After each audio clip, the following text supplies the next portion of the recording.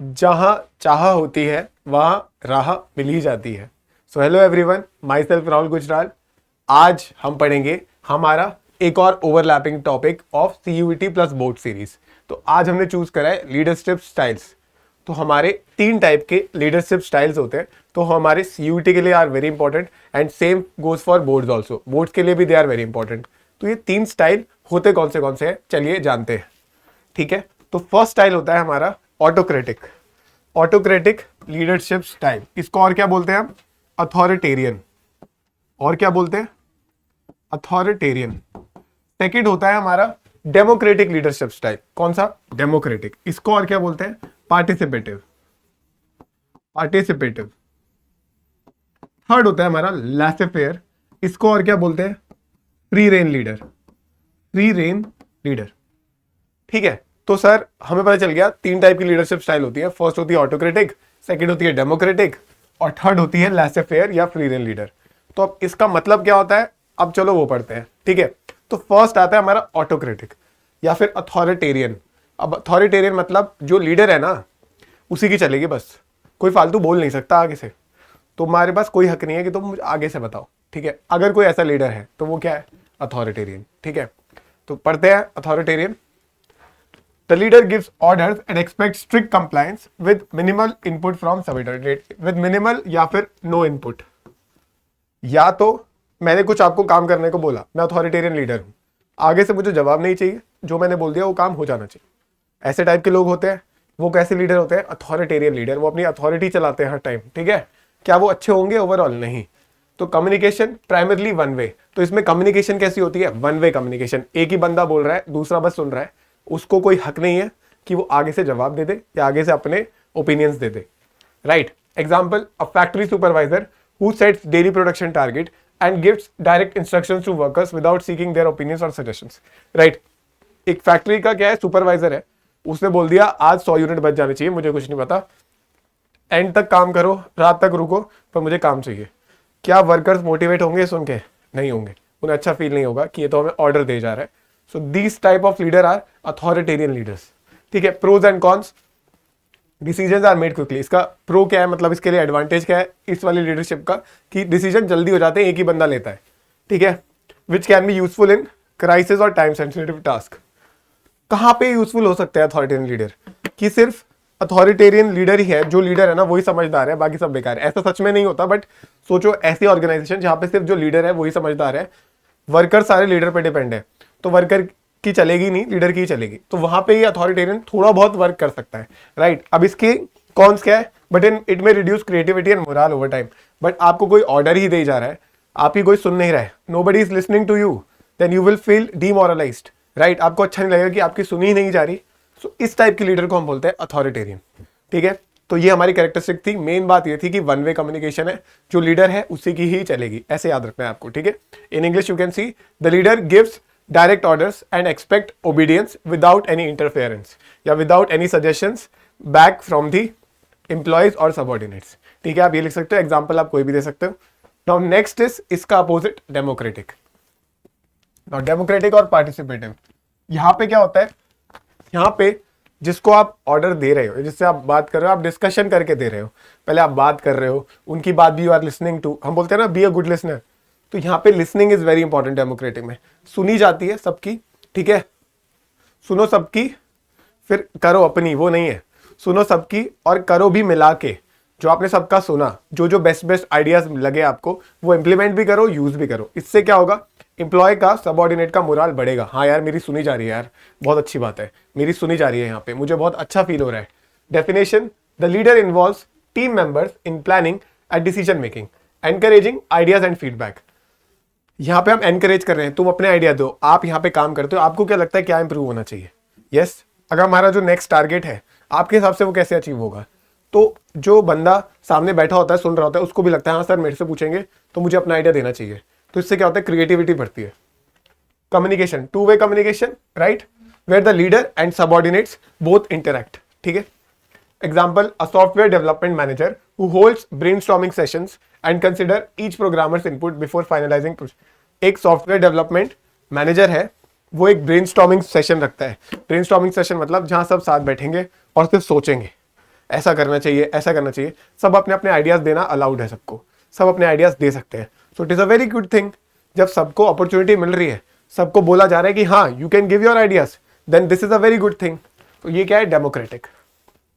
Pros and cons, boost morale, morale बढ़ता है कि हमें बोलने का हक है, मोटिवेशन बढ़ता है, इनोवेशन बढ़ता है by valuing team input, though it may slow down decision making if too many people need to be consulted.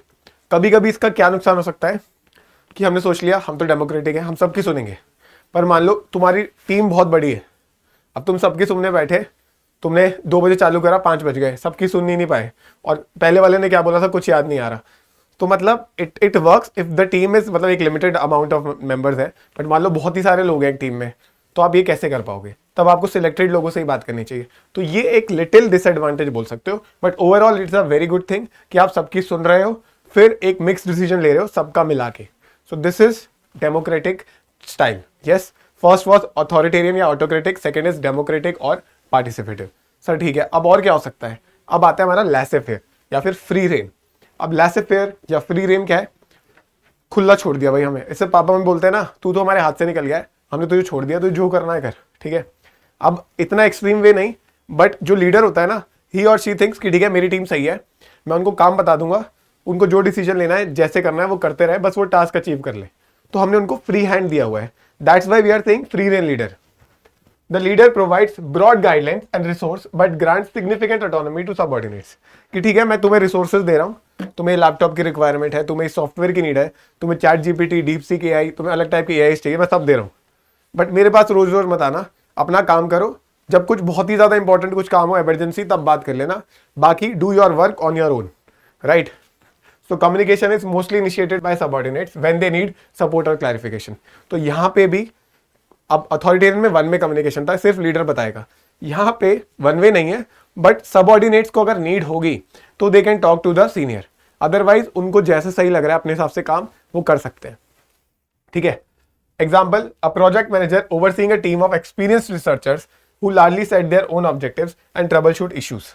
तो मतलब ये कहाँ पे अच्छा है ये वाली लीडरशिप? जैसे मान लो आपकी टीम पहले से ही बहुत एक्सपीरियंस्ड है, उनको they know how to do things, right. आपने शुरू में थोड़ा बहुत गाइड कर दिया, now you know they will manage, वो बढ़िया से काम कर लेंगे। तो क्या अब आपको हर वक्त उन्हें समझाना पड़ेगा या हर वक्त डिस्कशन करनी पड़ेगी या फिर आपको अपनी चलानी पड़ेगी? नहीं, आप उनको थोड़ी बहुत अथॉरिटी दो, आप उनको बोलो आप कर लो, आई बिलीव इन यू, वो खुद कर लेंगे। So this is what, this is laissez faire. Pros and cons, encourages creativity and independence in highly skilled teams but can lead to confusion or low productivity if team members lack experience or direction। ठीक है, इससे creativity बढ़ती है कि लोगों को लगता है यार हाँ सर नहीं है, बट सर को जब हम काम करके दिखाएंगे ना खुद के दम पे तो बहुत ही अच्छा करेंगे हम, जब मैम आएंगी ना हमारा काम देखेंगी हम बहुत ही बढ़िया करेंगे। सो दिस इज व्हाट, क्रिएटिविटी इससे भी बढ़ती है, मोरल इससे भी बढ़ता है। बट प्रॉब्लम कब आ सकती है? देखो, कैन लीड टू कंफ्यूजन और low productive if team members lack experience और डायरेक्शन। बट जैसे मान लो मैंने बोला जहाँ पे एक्सपीरियंस है वहाँ के लिए अच्छा है, बट मान लो कोई लीडर है वो सोच रहा है ठीक है मैं सबको खुला देता हूँ तुम काम करो, बट वहाँ पे जो कुछ एम्प्लॉयज थे उनको एक्सपीरियंस ही नहीं है कुछ, अब उनको हेल्प चाहिए, वो बार बार पूछ नहीं सकते क्योंकि फ्री रेन लीडर है, तो वहाँ पे इशू आएगा। यस और no? So this is laissez faire और फ्री रेन लीडर। समझ आ गया? तो तीनों का मेरे लिए हमें क्या पता चला क्रिस? देखो पहला क्या था?